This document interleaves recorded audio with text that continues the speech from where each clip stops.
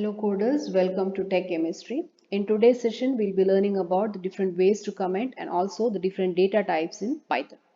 Now, there are two ways to comment in Python. One is the single line comment and the other is the multi-line comment. A single line comment always begins with the hash symbol, and let's just type this is Python. Okay, so this is one single line and I'm going to execute this. Now, what are comments? Comments are statements in Python which are not executed by the interpreter. Now, this is the Spider editor. So Spider editor also allows us to execute only one or two blocks of statements or the entire file. Now, if you just want to execute one line of statement, then you just have to select the statement, and there is this option on your toolbar called run selection or current line selection. Okay, F9. So if you press F9 or if you just click on this button, it's going to run only that statement. Now you can see there is no output on my right hand side. That is because interpreter is not going to execute this statement, as we have clearly shown that this is a single line of comment. Okay. Now multi-line comments can either be enclosed within three single quotes or three double quotes. Okay. So let's just write this way. This is how we write a multi-line comment. This is Python. Okay, and then enclose it within single. So if it is three single quotes, make sure you're ending it with three single quotes, and if it is three double quotes, make sure you're ending it with three double quotes. So this is how you write comments in Python: single line comment and multi-line comment. Now we go into the different data types in Python. Python has the following data types built in by default, and the categories are as follows. We have the text type category, which is denoted by str or the string class. We have the numeric types categories indicated by integer, float and complex. We have sequence types such as list, tuple and range. Mapping types such as the dictionary. Set types such as set and frozen set. Boolean type like bool, binary types such as bytes, byte array, and memory view. So let's look into text type str, that is string class, and numeric types int for integer, float, and complex data types. Later on, we will go into the other data types of Python. Let's begin with the numeric data type category. The first is the integer class. So let's write a reference A and assign a value 9 to A. Now Python is a dynamically typed language, hence we don't have to declare beforehand that A should belong to int class or float class. When I just write A equals 9 and I run the code, during runtime, the interpreter will look at the right hand side. It will see that 9 is a whole number without a fraction part, and hence it will assign 9 to class int. Okay, so 9 belongs to class int, 9 is an object. So A is pointing to the memory location where the object 9 is stored, hence A will be called as a reference. Okay, now let me just print the value of A. Now, as we discussed earlier, print is a function, inbuilt function in Python, which is used to print output. Okay, the value could be either a reference value or it could also be a message which is enclosed in single or double quotes. If I run the code, you can see that I'm getting the output as 9 over here. Now, let me also just delete these comments right now. Okay, all right. Now, how to see what is the data type of A? There is an inbuilt function called type. So when I write type of A and run only this code, and you can see there is this run selection button, I'm going to click on that, and you can see it's showing it as class int. Now the other thing that you need to know about Python is everything in Python is stored as objects. Okay, you have only classes in Python. Thereby all the values that you're assigning will be actually objects, and A, B, C, which if you're writing A equals 9 or A equals 9.5, A will be called as a reference. Now reference is something which points to the memory location where your particular object is located. Okay, all right. So this is one way. The other thing I need to tell about int is if I write A equals, let's write a very large number. Now, even if it is a very huge number, the class is going to be int itself. So to denote a whole number, Python has just one class, and that is your int class. Okay, you don't have any other class such as long, etc. You can see now when I execute everything together now, you can see this belongs to class int. So the question can be, what is the maximum possible value of an integer in Python? So the answer is there's no such restriction. You can have any large value, okay, assigned as an integer value. So the maximum possible value integer can have depends on the limit of the available memory on your system. Okay, that's it. So there is no such restrictions as such. Let's go to the next data type, that is the float data type. Now let's call it again. Let's reassign this reference to another memory where it's going to store a float value. And now if I print A and the type of A,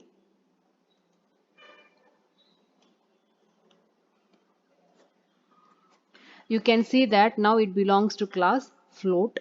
You can also have a very large fractional number over here.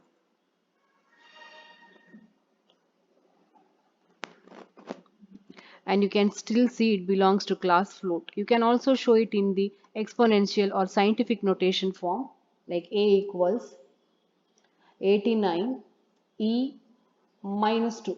So that stands for 89 into 10 to the power minus 2.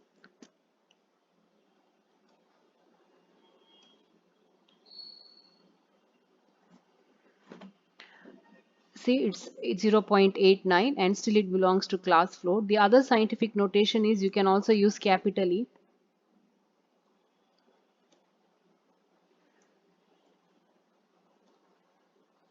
Let's give a positive value right now. So this will be nothing but 89 into 10 to the power 3, right? So let's see the answer.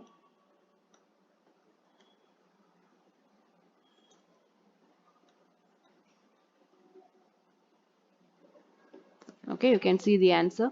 It still belongs to class float.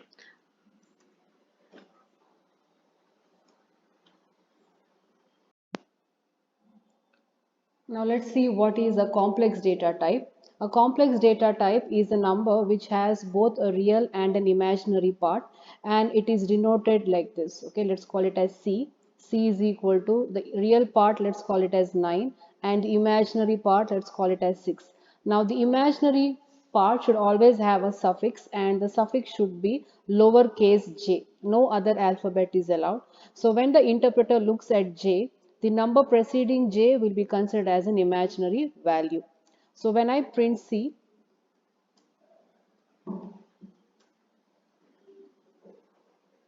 I'll also see the data type of C. Now when I run the code,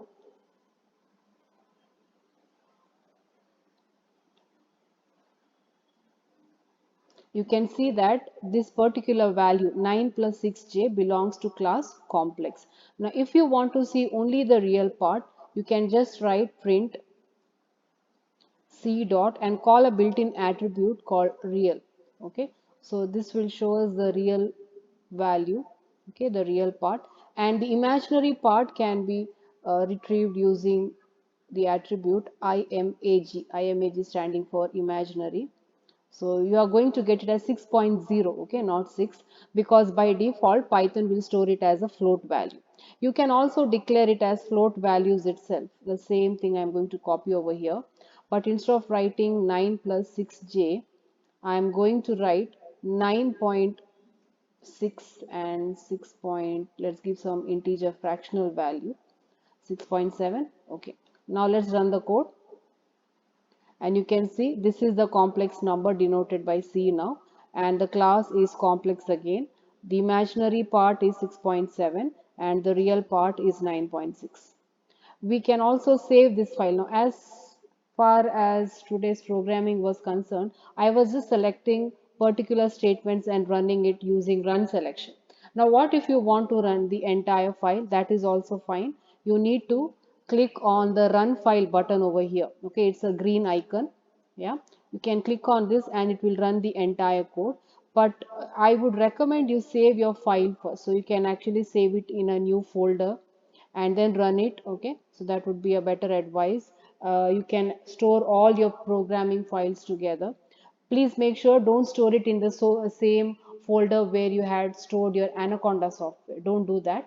Just create a new folder and save your programs into that. So let me just save my file. I have already saved it. Okay, if you can see on screen, it's stored in a folder called basics, and by default all your Python files will have the extension .py. Okay, .py is the Python extension. You can also look into your files by changing your working directory. Now this is your working directory. I can actually change it, and this is where, this is the folder. Let me just browse to the folder. So this is the folder, basics is the folder where I have created to store my files. Now if I click on this, you can see my file is over here. Okay, and if you want to see the different variables which have been created, you can click on the variable explorer tab, and you can see there is this variable called a. You can drag it a little bit this way if you want to see. Yeah, you can extend it like this. You can see the name of the variable is a. The last updated data type of a was float.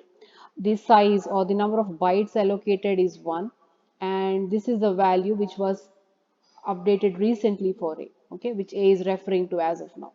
Now C, as we have created right now, it's a complex data type. Its data size is 1 again, and look at the value. So this is the value. Okay, so we can see all these using the different tabs. Plots, as of now, we have not learned, so we are not going into that. You can check for files and variable explorer.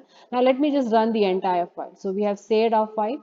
Now let me just run the entire file, and you can see that all the commands are executed like this.